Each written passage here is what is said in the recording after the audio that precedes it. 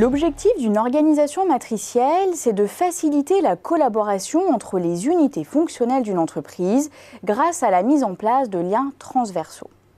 L'une des premières organisations à adopter un management formellement matriciel a été la NASA dans les années 60. Pour mener à bien sa conquête de l'espace, l'agence spatiale américaine avait en effet besoin de mener conjointement plusieurs projets distincts. Mais une intense collaboration entre ces programmes était indispensable au succès. Il était donc impératif de dépasser les limites des organisations fonctionnelles.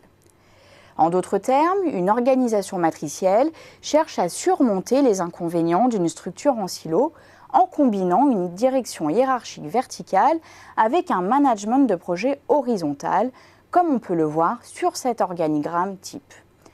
Les unités sont ainsi autonomes d'un point de vue hiérarchique, mais interdépendantes pour mener à bien les projets.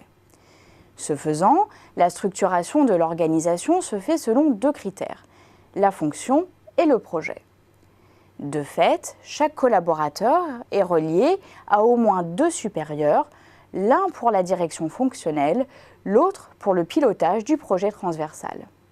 On attend d'un management matriciel des avantages organisationnels décisifs, comme par exemple casser les frontières entre silos pour améliorer la communication et la coopération, comme on l'a vu, améliorer la coordination et le partage des ressources, mieux dégager des synergies pour mener à bien des projets transversaux, renforcer l'implication de chacun dans la réussite des projets, ou encore rendre l'organisation plus flexible afin de mieux s'adapter aux évolutions des marchés et des technologies.